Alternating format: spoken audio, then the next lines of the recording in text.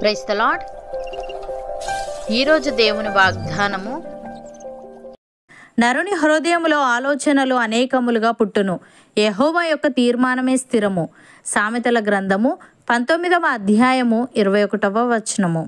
సహోదరి సహోదరులారా, మనుషులు దేవునికి వ్యతిరేకంగా ఎన్ని ప్రయత్నాలు చేసినా, ఎన్ని పన్నాగాలు పన్నినా, చివరికి దేవుడు మాత్రం ఈ భూమిపై తన ఉద్దేశాలను నెరవేర్చుకుంటూనే ఉంటాడు. తన చిత్తాన్ని నెరవేర్చడానికి ఆయన వారి ప్రయత్నాలనే తనకు అనుకూలంగా ఉపయోగించుకుంటాడు. దేవుడు యోసేపు పట్ల ఒక గొప్ప ప్రణాళిక కలిగి ఉన్నాడు. అయితే యోసేపు సహోదరులు యోసేపుపై పగ పెంచుకొని అతన్ని ఐగుప్తీయులకు ఒక బానిసగా అమ్మివేశారు.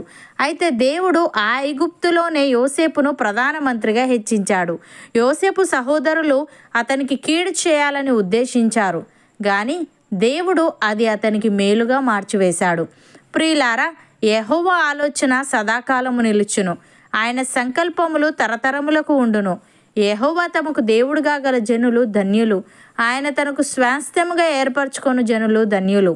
అహష్వేరోషు రాజు పరిపాలిస్తున్న కాలంలో హామాను అనే వ్యక్తి యూదులకు కీడు చేయాలని, యూదులనే వారే లేకుండా నాశనం చేయాలని పన్నాగం పన్నాడు. మొర్దెకై కొరకు ఒక ఉరికొయ్యను సిద్ధం చేశాడు. అయితే చివరికి అతని పన్నాగం అతని తల మీదికే వచ్చింది. మొర్దెకై కొరకు సిద్ధం చేయించిన ఉరికొయ్య మీదే అతడు, అతని కుమారులు, అతని కుటుంబం అంతా ఉరితీయబడ్డారు. ప్రియులారా, కొన్నిసార్లు మన జీవితంలో ఏర్పడే కష్టాలను బట్టి, క్లిష్ట పరిస్థితులను బట్టి కంగారు పడుతూ ఉంటాము. మన మదిలో మెదిలే ఆలోచనలను బట్టి భయానికి లోనవుతూ ఉంటాము. అయితే దేవునికి మన జీవితం పట్ల గొప్ప ప్రణాళిక ఉందని, అంతిమంగా తన చిత్తాన్ని మన జీవితంలో ఆయన నెరవేరుస్తాడని మనము విశ్వసించినట్లయితే ధైర్యంగా ఆయన చిత్తానికి మనల్ని మనము అప్పగించుకోగలము. భక్తుడు ఈ విధంగా అంటున్నాడు, నేను నడుచు మార్గము ఆయనకు తెలియను, ఆయన నన్ను శోధించిన తరువాత నేను సువర్ణము వలె కనబడుదును. నా పాదములు ఆయన అడుగుజాడలు విడవక నడిచినవి, నేను ఇటు అటు తొలగక ఆయన మార్గమును అనుసరించి తిని. ఆయన పెదవుల ఆజ్ఞను నేను విడిచి తిరగలేదు, ఆయన నోటి మాటలను నా స్వాభిప్రాయము కంటే ఎక్కువగా ఎంచి తిని. అయితే ఆయన ఏక మనస్సు గలవాడు, ఆయనను మార్చగలవాడెవడు? ఆయన తనకిష్టమైనది ఏదో అదే చేయును అని. ప్రియులారా, దేవుడు ఒక మాట ఇచ్చి దానిని మరిచిపోవడం లేక నెరవేర్చకపోవడం అనేది ఎప్పుడూ ఉండదు. ఆయన మనకిచ్చిన ప్రతి వాగ్దానాన్ని నెరవేర్చుటకు సమర్థుడై మరియు ఇష్టపడువాడై ఉన్నాడు. అపోస్తలుడైన పౌలు ఈ విధంగా అంటున్నాడు, మనుష్యులు తమ కంటే గొప్పవానితోడు అని ప్రమాణము చేతురు, వారి ప్రతి వివాదములోనూ వివాదాంశమును పరిష్కారము చేయున్నది ప్రమాణమే. ఈ విధముగా దేవుడు తన సంకల్పము నిశ్చలమైనదని, ఆ వాగ్దానమునకు వారసులైన వారికి మరణిశ్చయముగా కనుపరచవలనని ఉద్దేశించిన వాడై, తాను అబద్ధమాడజాలని నిశ్చలమైన 2 సంగతులను బట్టి మన ఎదుట ఉంచబడిన నిరీక్షణను చేపట్టుటకు శరణాగతులమైన మనకు బలమైన ధైర్యము కలుగునట్లు ప్రమాణము చేసి వాగ్దానమును దృఢపరచెను. ఈ నిరీక్షణ నిశ్చలమును స్థిరమునై మన ఆత్మకు లంగరు వలె నుండి తెరలోపల ప్రవేశించుచున్నది.